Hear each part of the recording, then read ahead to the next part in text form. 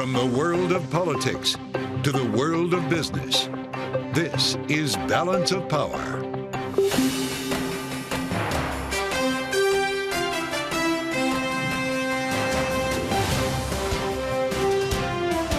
Live from Washington, D.C.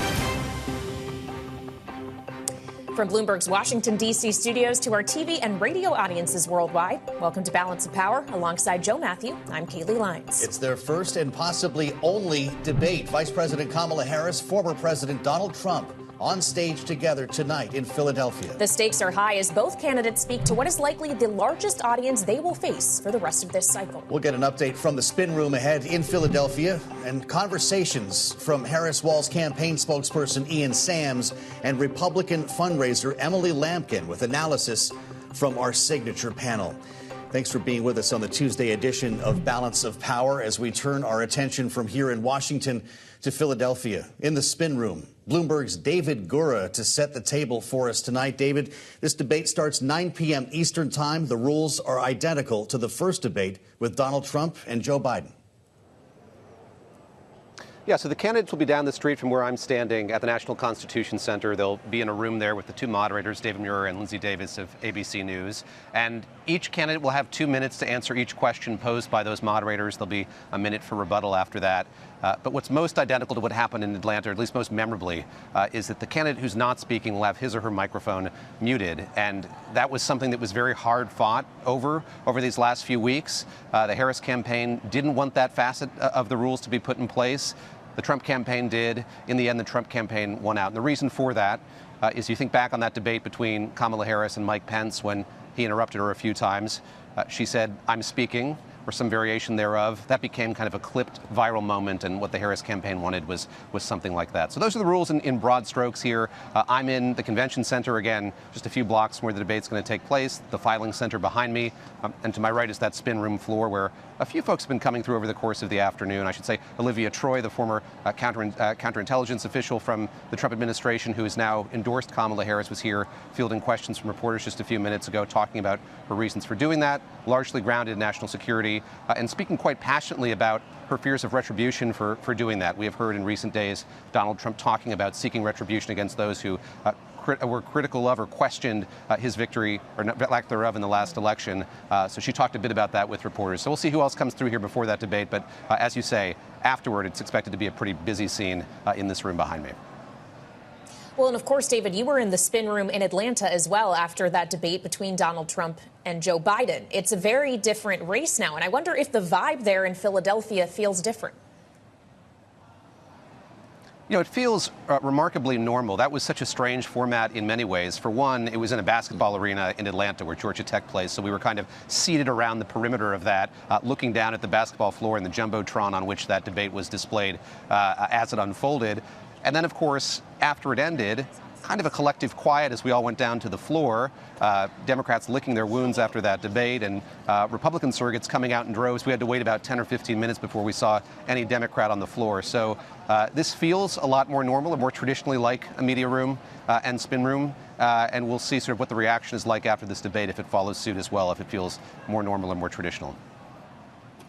All right, Bloomberg's David Gura, thank you so much. We'll, of course, be checking back in with you later on tonight. And as David discusses normal vibes are what many people have attributed to the momentum seen in the Harris campaign. Of course, she's going to try to sustain that with her performance tonight. So for more on what the vice president is doing to prepare, Bloomberg's Gregory Korte is joining us. Now, Gregory, we've had polling out in recent days, including the latest New York Times Siena poll that seems to suggest the momentum may be stalling. So how does she try to rev it back up tonight? Yeah, well, she's looking for one of those sort of social moments. This is the transition from Joe Biden to Kamala Harris on the Democratic ticket has been remarkable in a lot of ways. But one of the ways is that that Harris is a lot more adept, or at least their team is, at taking these differences between the candidates, these moments that can capture the public imagination, especially among younger voters, millennials, Gen Z voters. So she's going to be looking for moments in this debate that can be clipped into little TikTok videos or Instagram reels or whatever format it is to sort of really highlight the difference between the two candidates. She's been preparing. I'm sure she's been doing mock debates. That's something that Trump famously does not do. But she is the less experienced debater here. If she's elected, she will have been elected having fewer presidential debates than any candidate in history. Trump, on the other hand, this is his 7th. He's done more presidential debates than any other candidate in history. Big difference in experience here. Pretty remarkable. As I guess everyone's reaching for a moment then tonight, to your point. It's not just who's watching live, but what gets captured on social media when things are clipped up 24 hours from now. To that end, remembering the first debate, Donald Trump, Joe Biden, everyone thinks back to that, and all they think of is the age issue. Does Kamala Harris bring up the age issue to turn the tables against Donald Trump tonight? Well, obviously, we'll have to wait and see. But I think her plan is to kind of go in and stay on message, to talk directly to the American people about what her plans are. Try not to get drawn into Trump's game. Trump is a master at trying to draw wedges between candidates and their constituencies, to try to throw people off. She has a plan. As Mike Tyson says, everybody has a plan until they get punched in the face. And that's, frankly, what happened to Joe Biden back in June when he got hit a couple of times and never fully recovered. So she's going to try not to take those punches, obviously, or at least be able to roll with them and stay on message. Bloomberg's Gregory. Korte, thank you. Gregory will be watching along with us, as will our Trump whisperer. As we turn to what the Trump camp is focused on tonight, Bloomberg's Nancy Cook is with us at the table as well. Nancy, you're going to be helping us analyze what we hear tonight when the whole debate is done. But in terms of preparation, as Gregory said, two very different approaches here. And the conventional wisdom is that this is an exercise in self-discipline for Donald Trump, that if he simply does what his campaign advisors tell him, he can win this debate. Is that how you see it? Yeah, absolutely. His advisors really want him to focus on the state of the economy, inflation, immigration, and what they consider to be chaos in foreign policy. The withdrawal with Afghanistan, what is happening between Israel and Gaza. Those are really the themes that they want him to hit. Trump, though, behind closed doors, has a lot of contempt for Vice President Kamala Harris. He has gone after her with very personal attacks on her race and her gender. He doesn't think she's intelligent. And so what I will be looking for is, does he stick to that sort of policy argument where voters do overwhelmingly trust him, particularly to handle the economy? Does he stick to sort of that line, or does he veer into these more personal attacks? My money is on the more personal attacks. I think that he thinks they're effective, even if his advisors don't like him. Well, and considering the demographic changes we're seeing now that Harris is at the top of the ticket instead of Biden, specifically with women, do you have insight into how his campaign is suggesting he conduct himself as he's debating a woman of color who is on that stage at the other podium?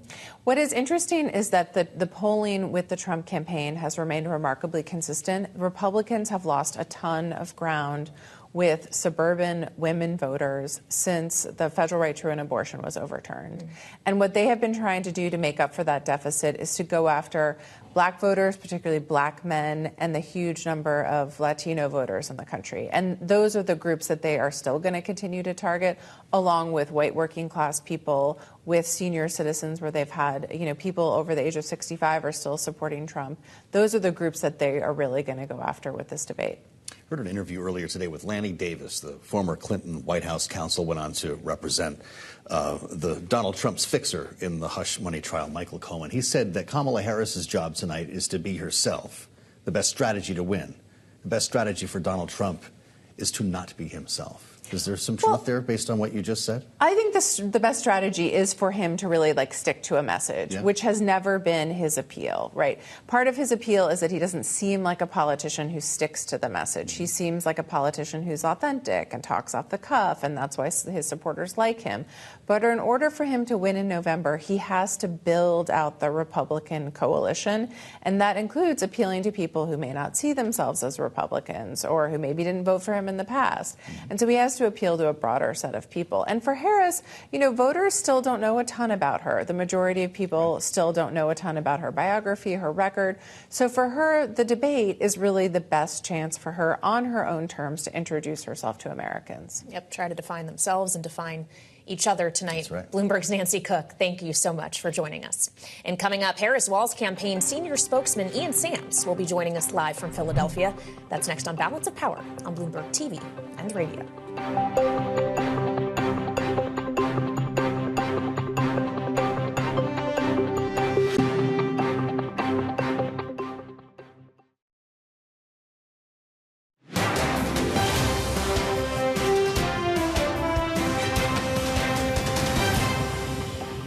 There are people who are listening who actually, I think that typically folks see as kind of in the pocket of the Democrats.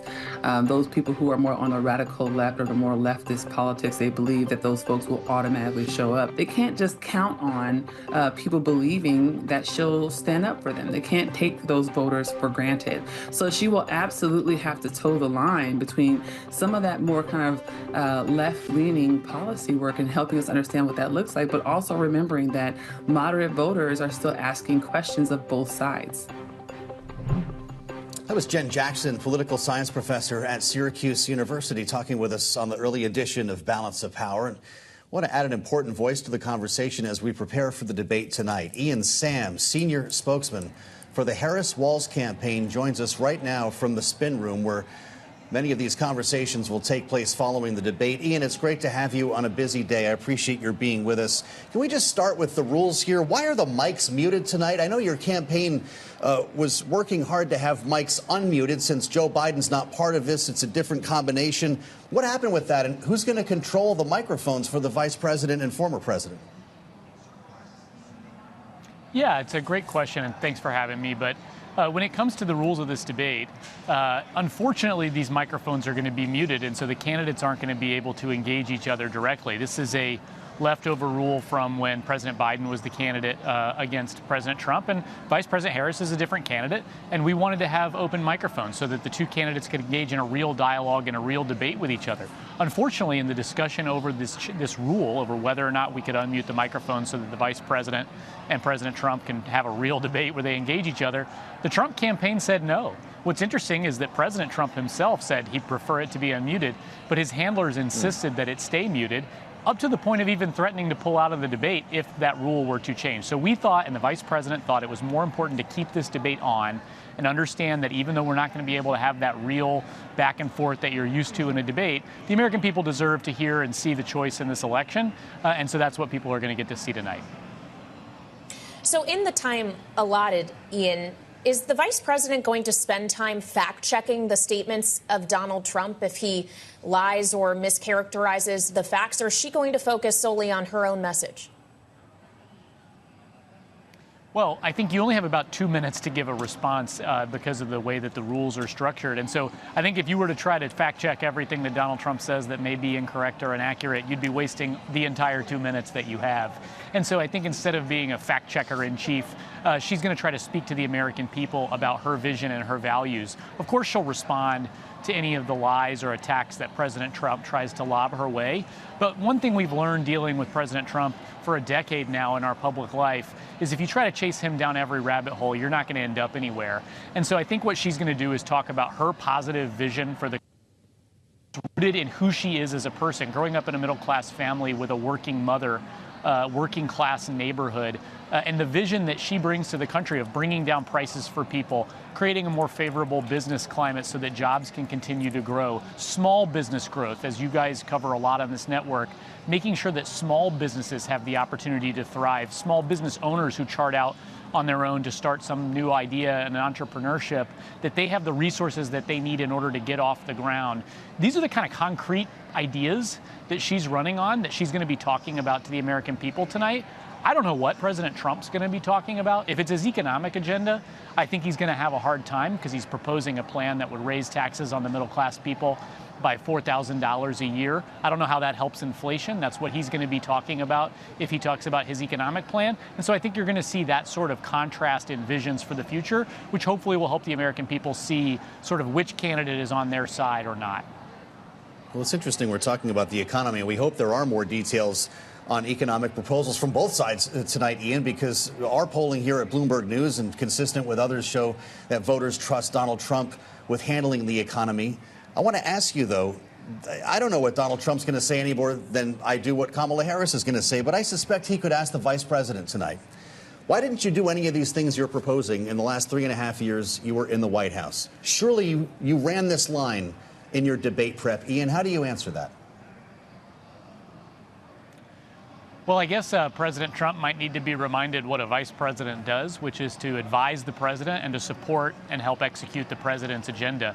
I don't know if President Trump would like it very much if our campaign or any campaign was asking him why Mike Pence didn't get everything done when he was in office. I think we know how he feels about former Vice President Mike Pence, and I don't know if he would like the idea very much that Vice President Mike Pence should have been setting the agenda when he was the president. So I think what you're going to hear from Vice President Harris is her own vision, her own list of priorities for the country if she gets elected president, because that's what a campaign is about. She is the vice president. She's proud of the record that she and President Biden have been able to accomplish, whether it's passing the Inflation Reduction Act, the American Rescue Plan, bipartisan infrastructure bill, CHIPS that created more manufacturing in the United States.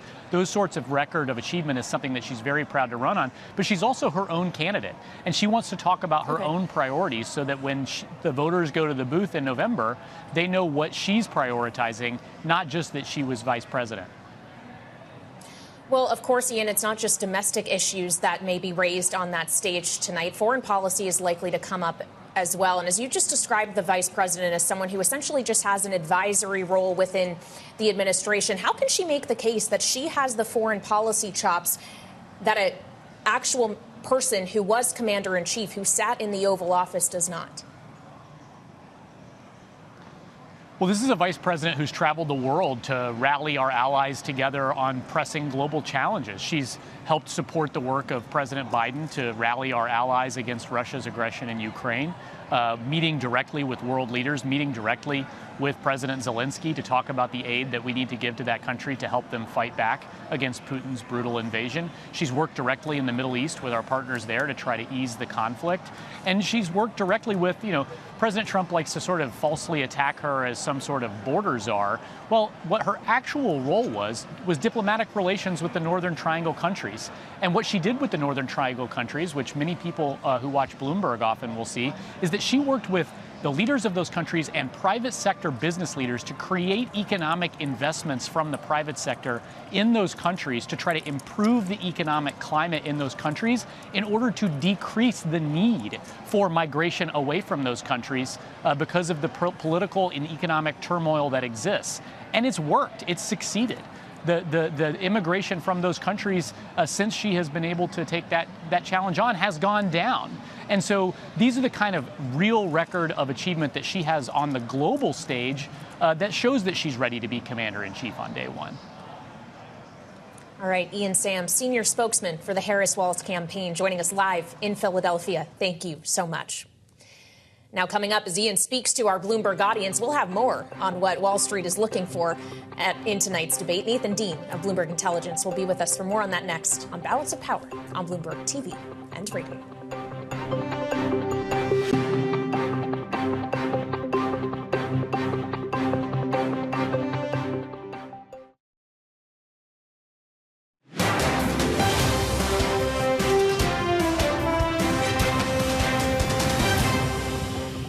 What are we even going to see tonight? Like, at this point, I haven't bothered spending any time really trying to figure out what either party's policies are going to be, because I don't think we've had any sort of definition. Where I've been working is what I think is going to stay the same, and that is really going to be, no matter who wins, this friction with China, this tech battle is going to continue. We are going to see more and more protectionism.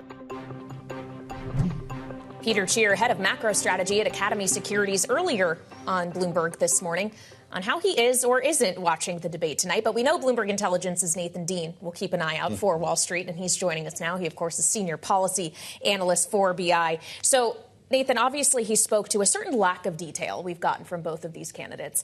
The question's going to be, does Wall Street expect to get that detail tonight? Do you expect they will? No, I don't. I mean, I think we're not going to get into the nitty-gritty of policies, much to my chagrin. But I think what we are going to see is just forward-looking statements about vision of plans. This is very much an election of contrasts.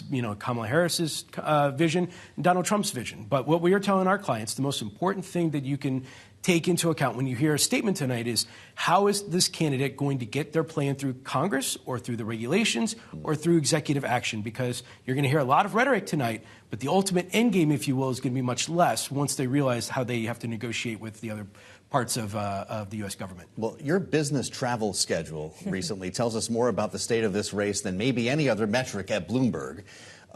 You're making Taylor Swift look like someone who never leaves the house. The tour, I believe you're in 45 cities since Kamala Harris went to the top of the ticket. And the reason is Nathan talks to clients who want advice, investors who want to understand what the policy changes will mean for them as they plan. What kind of questions are you getting? Because it sounds like you're not going to be able to answer a lot of them tonight. So a lot of it is just what does a Kamala Harris administration look like? I think most clients feel that a Trump 1.0 administration would look very similar to a Trump 2.0 administration. But when it comes to Kamala Harris's policies, we really just don't have all that much. But we do have stuff that we can work off. We are telling our clients that this election is about tariffs, trade, taxes, and then this consumer reflection that you're hearing out of the Harris camp about price gouging and so forth like that. When it comes to tariffs, obviously, both President Trump and Vice President Kamala Harris have been in favor of certain tariffs, more broadly on the Trump side, more targeted on the Harris side. Taxes, 2025 is going to be a tax reform debate. So then we can play what-if scenarios of what ultimately these impacts will be to the sector and to the industries. Maybe not to the market writ large. That's still out to be determined. But we can look at certain markets like renewables or industrials or healthcare, and then ultimately just try and figure out how each presidency would move forward with their policies and plans. What about technology? Bloomberg's been reporting that Harris donors are pushing her to oust Gary Gensler and Lina Khan, the chair of the FTC. Do you expect that we'll see serious departure on that stage tonight or throughout the remainder of the campaign on technology from Kamala Harris? So I don't think the vice president is going to try and talk about technology tonight. I would be shocked if she did. But I think our view is that the Kamala Harris view on technology is going to be somewhat similar to the Biden view on technology. So Lina Khan, chairwoman over the FTC, if she doesn't remain with the Harris administration, somebody very like-minded would. The bigger question for us is on the Trump side of the equation, because you have this J.D. Vance, the senator from Ohio. Yeah, he loves Lina Khan, right? He loves Lina Khan, and he has this idea of economic populism. So if that idea of economic populism gets into the White House, you may have a White House that's just as tough on big tech as a Biden-era regulator or a Biden-era White House would be. Yeah. So, we aren't going to be able to predict which one we get. But right now we can say there is heavy scrutiny on the tech sector. And then moving forward, you're either going to have heavy scrutiny or maybe a little bit less scrutiny. Less than a minute. How often have you been hearing the words unrealized gains in your conversations with clients? Well, look. Every meeting? It's up there with the SALT deduction. I mean, it's, that's saying something. This is one of the biggest questions because everybody knows that we have a tax debate that's going to occur in 2025. Yep. And if you're President Trump or Vice President Harris, you're going to have to deal with it. So it'll be really important tonight to hear if Vice President Harris gets more information on that. We'll probably hear those words tonight, Kayleigh, just maybe not from Kamala Harris. Bloomberg's Nathan Dean. Bloomberg Intelligence, many thanks for the analysis. Coming up, closer look at how the debate might impact women voters in November. Emily Lampkin up next on Balance of Power on Bloomberg TV and Radio.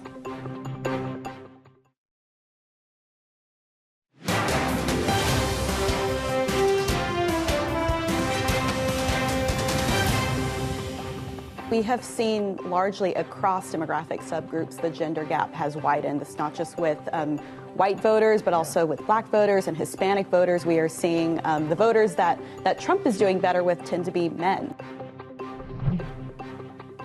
That was Aaron Covey, analyst at the Cook Political Report, talking about a key voter demographic that both candidates have a chance to speak to in tonight's debate. So for more on that here on Balance of Power on Bloomberg TV and Radio. Joining us now is Emily Lampkin, Republican fundraiser and founder of the Women Leaders Series. Welcome back, Emily. It's good to see you here in our D.C. studio. We know that there has been a shift in the polling when it comes to women who are turning more toward Kamala Harris and less supportive of Donald Trump. How does he speak to women in the suburbs specifically tonight? Donald Trump will have no problem speaking to women in the suburbs. Their number one issue is the economy. The Biden-Harris economy, inflation is not working for them. And so he's talking about the economy. He talks about the price of goods. Do you know that 96% of the goods that BLS tracks as part of inflation are more expensive than they were at the beginning of this administration? That's baby clothes, that's milk, that's snacks, that's pharmaceuticals. This makes a difference in these women's lives. If he talks about immigration, he talks about the economy, he's got this vote, and he can make inroads. And remember, we're talking about votes maybe as few as 20 or 30,000 over 3 or 4 states that are going to make the difference. So critical voting bloc, important messaging tonight. Kayleigh mentions what we've seen in the polls. The most recent, I think, major national poll came from Siena College, New York Times, over the weekend, with a stark number among young women, 18 to 29, in the 6 swing states tracked in this poll in August. A 38 point advantage for Kamala Harris. Talk to me about conventional wisdom. Does this represent reality? Well, are we talking about young women or are we talking about suburban women? So when we talk about young women, there's also quite a bit of recent data on if they're really going to show up and vote. When we talk about suburban women, these are much more likely to participate in this election and cast a vote. And the differences are not as stark there. Now, one thing that I'm sure you all want to talk about is abortion. About 12% of the women, suburban women in this country, will cast their vote on looking to codify Roe abortion rights in federal law. Those are going to be Harris votes. But there's a lot more women who say, I support abortion rights, but this economy, the Biden-Harris economy, doesn't work for me. Inflation is too high. I'm concerned about the security of my communities in this country. And I think that Trump has a message on abortion that can help with those other issues. Pick up voters who say, this is going to help me get through my day tomorrow much better. Well, it's like you read our minds, Emily, because we did talk about the abortion issue in quite extensive detail yesterday with Jessica Mackler. She's president of Emily's List, and this is what she had to say about the importance of reproductive freedom. We have done a lot of research, not just in this election cycle, but in past election cycles around voters, women voters in particular. And I can tell you that reproductive freedom, as it has been since the Dobbs decision, is going to be a determinative issue in this election. For women, young women in particular, this is a deal breaker issue for them. So as you speak to this notion that suburban women, perhaps more mature women, are more likely to show up, do you not see abortion as a galvanizing force that could drive young women to the polls, as we saw in special elections across the country since the overturning of Roe versus Wade in the midterms in 2022? Do I think this could drive young women to the polls? Abortion? Yes. Do I think when we're talking about people who are women who are much more likely to vote in this election, they see this issue as important to them, but they also see a variety of other issues that are much more important to them. That New York Times Siena poll that Joe mentioned, no doubt the economy and immigration outweigh abortion as their priority. And Trump wins in both of those cases. So the question is there enough nuance there? How many women are there who are going in to vote in a federal election exclusively on this issue? I would say less, and especially since 61% of them are looking for change and 65% of them say the country's moving in the wrong direction. So let's talk about your specialty and the reason why you're here, and that's fundraising. This is a big night tonight, maybe the biggest night of the campaign that we're going to have between now and November. How do you leverage this to raise money for the ticket? First of all, my specialty is women leaders. I spend a lot of time with these women leaders, these suburban women all over the country all the time, from Maricopa to Bucks to Waukesha to DeKalb. These key voting blocks, I know these women. They're extraordinary, and they want to do normal. On fundraising, I fundraise the same way I communicate with people, and that is what's important to you, and is this an opportunity for you to make a change in something that's important? I think it's an exciting celebration of the American democracy to get to participate, and that's generally how I get people to come along and give money. Well, as you talk about the women you're working with all around the country, it does raise this question of the down-ballot impact of Kamala Harris's candidacy. Are especially Republican women who are trying to compete in some of these areas, do you see them at more of a disadvantage now, or having a tougher road ahead of them to actually win now that there has been this change at the top of the Democratic ticket? You mean because they have a female on the ballot, does it affect our female candidates and their ability to get elected? Or just one who has sustained a lot of momentum, has fundraised more, and that we've seen trickle down to, say, the DCCC and other Democratic groups? I also spend a lot of time with Republican female candidates. Female candidates are no different than male candidates. People are electing them based on issues. So if it's a woman or a man at the top of the presidential ticket, does not drive if our candidates can win based on their messaging, number one. Number two, when we look at, who's going to turn out and vote, it's going to be the presidential campaign and the closeness of these races has a bigger impact than if they're men or women. Female leaders, particularly in swing states you're referring to, think what about this proposal on price gouging that Kamala Harris has put forward? I'm assuming that would be her answer to your questions about inflation today. Here's what they're thinking, number one, more than anything. Yeah. And I think this is what they're going to look at this debate. And I'm generally not a superlative talker, but this debate tonight actually is critical. They want to do normal. They do normal in their daily life. They'd like to have a president who is helping them do normal and not make their life more difficult and actually make it easier. They're going to be judging it by, does this make my life easier? Price gouging is somewhat interesting as just a theoretical thing, but really at its core, they want to know who's bringing prices down, and inflation is a much bigger driver than any kind of price gouging that might be going on out there. Finally, Emily, if Donald Trump does decide to personally attack Harris tonight, as we have seen him do in the past, including suggestions that she is not intelligent, what message does that send to other women who are seeking leadership roles? I think he has a really important job tonight, and that is to not take critical personal attacks to her. That is important. He has plenty of issues that he can take to her. He doesn't need to address that at all. That's universal. I don't think anyone disagrees with that. I haven't heard anybody disagree with that. Donald Trump might, though. It's possible. But what I will tell you is she's got a much bigger job ahead of her tonight. She has to introduce herself to America because she hasn't done a job interview either through the media or with voters one-on-one. And she keeps changing her positions, not on small things. She's changed her position on taxes, on health care, on immigration. And that's a big job to have to do in 90 days if you're going to split it in half. She's got 45 minutes to pull that off. So the bar is higher for her tonight. I think universally the bar is higher for her tonight.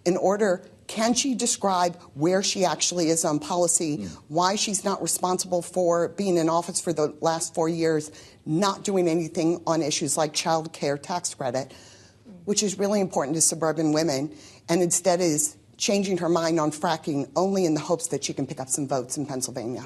It's great to have you back. We've been overdue with Emily Lampkin, ahead of our big debate tonight, Republican fundraiser, president of the Lampkin Group. We thank you for being with us. Coming up, a look to Capitol Hill as the race to avoid a government shutdown gets more interesting. Our signature panel back with us for the duration. Rick Davis and Jeannie Shanzano ahead on Balance of Power on Bloomberg TV and radio.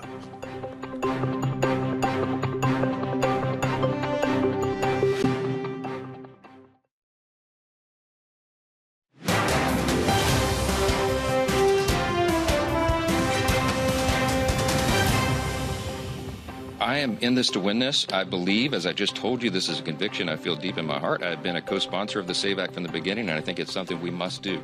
That's why it's worth fighting for. I'm not going to engage in conjecture and try to game out all the outcomes. I think this is something that we should do, and that's what we're doing. He described the plan as righteous. Speaker Mike Johnson earlier today, former President Trump throwing water on the Speaker's plan just hours later, posting this on his Truth Social account in the afternoon. Quote, if Republicans in the House and Senate don't get absolute assurances on election security, all caps now, they should in no way, shape, or form go forward with a continuing resolution on the budget. The Democrats are trying to stuff voter registrations with illegal aliens. Don't let it happen. Close it down. 3 exclamation points, unquote. We assemble our political panel for their take on this. Rick Davis, Stone Court Capital partner. Jeannie Shanzano, political science professor at Iona University, senior democracy fellow at the Center for the Study of the Presidency and Congress. Welcome both. This is the big night. Of course, Rick and Jeannie are going to be with us for our special coverage once the debate gets rolling. I don't know if this is going to come up, Rick, but Mike Johnson, as soon as he got the so-called SAVE Act involved here, which was a deal breaker for Democrats, the same bill that Donald Trump encouraged him to put forth in an event at Mar-a-Lago, Donald Trump is making his life more complicated now.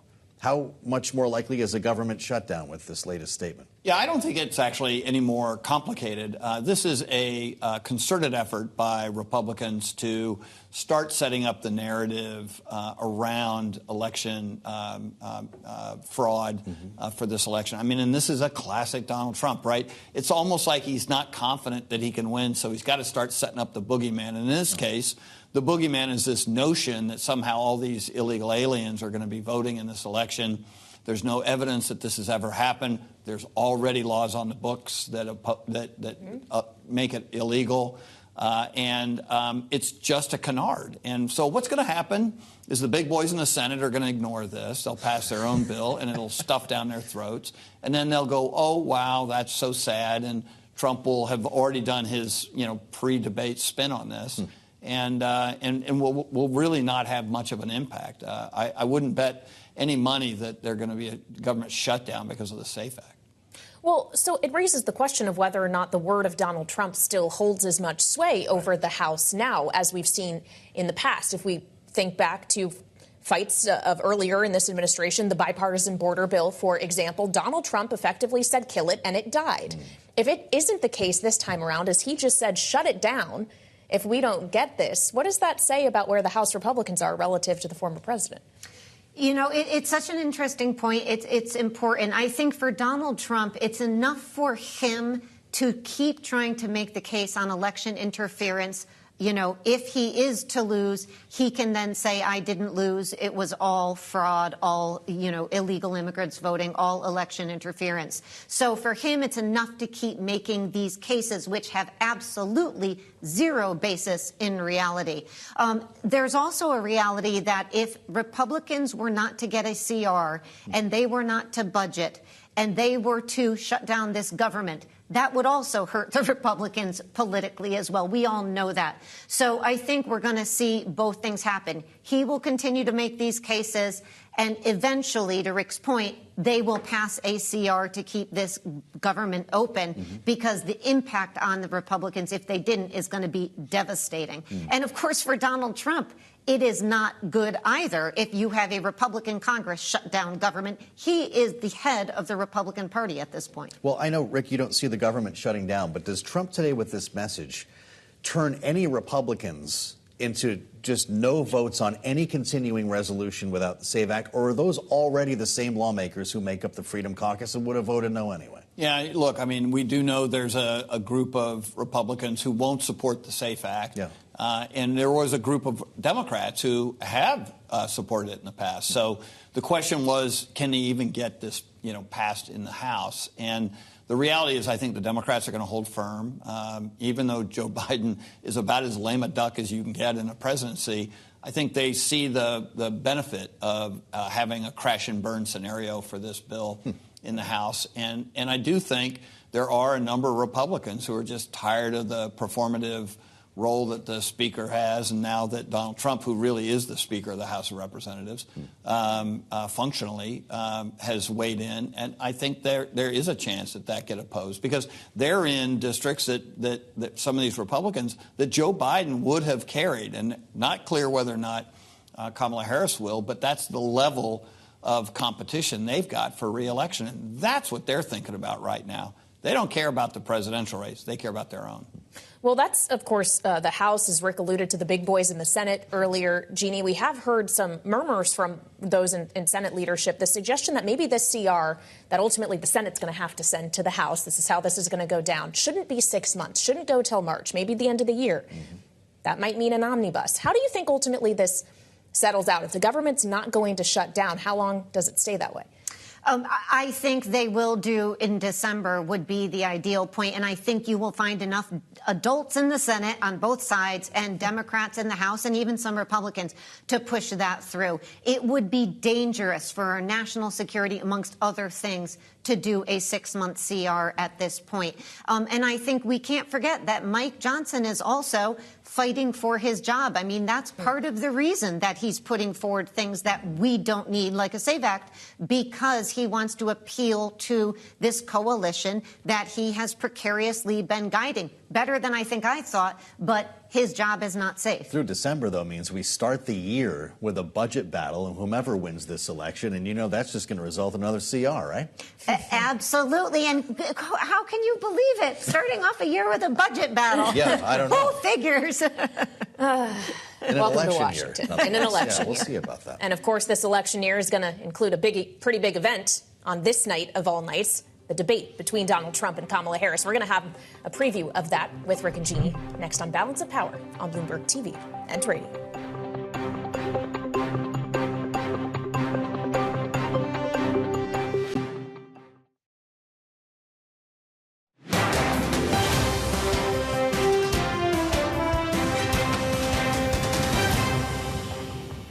In many ways, Donald Trump is an unserious man. Lion, Kamala Harris, Lion, L-Y-I-N apostrophe. He would use the immense powers of the presidency to serve the only client he has ever had, himself. I think I'm entitled to personal attacks.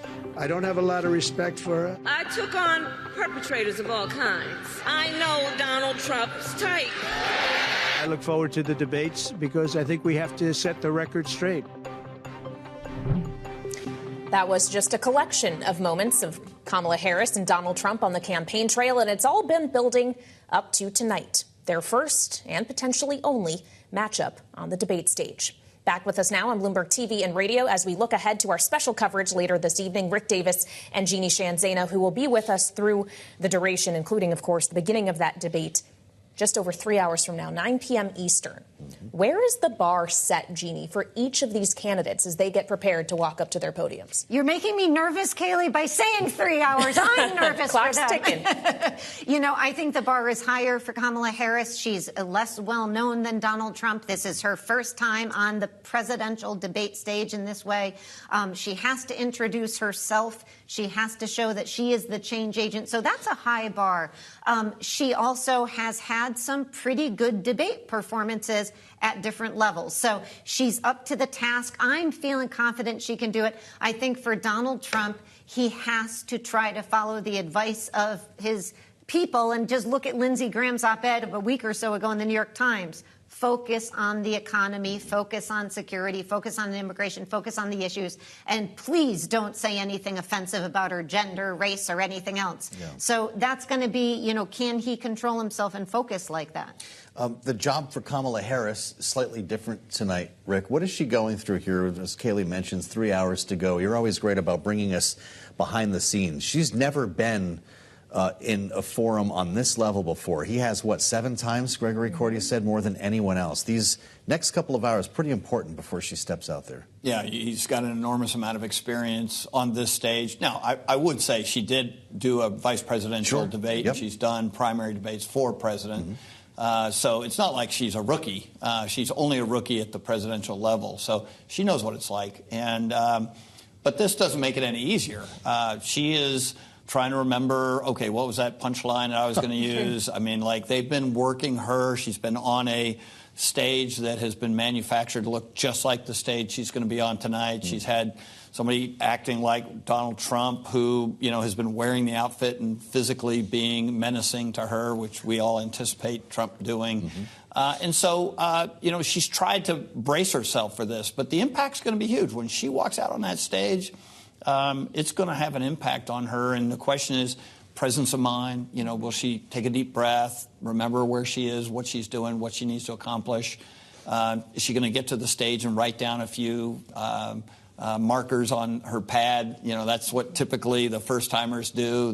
They're told, okay, there are 5 things you need to accomplish. Write the 5 down so that you're not in the middle of answering a question, can't remember what you're supposed to say. So that's what I'm looking for, is that first minute on the stage when she walks out, is introduced, how she interacts with Trump. Will there be a handshake? Yeah. And then go to your podium, and are you going to settle in and make some notes?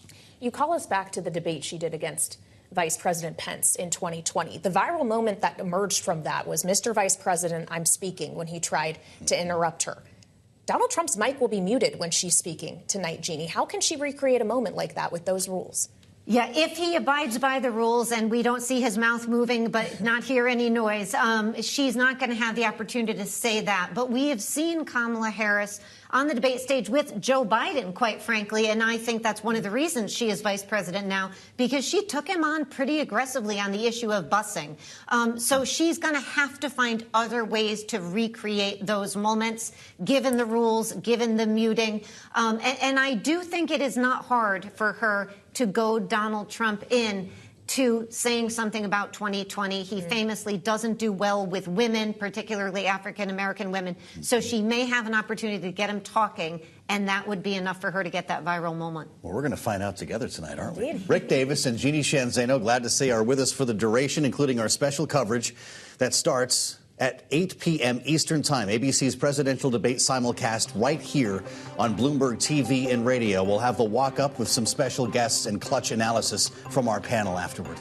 So we'll see you in just a few hours right here on Bloomberg TV and radio.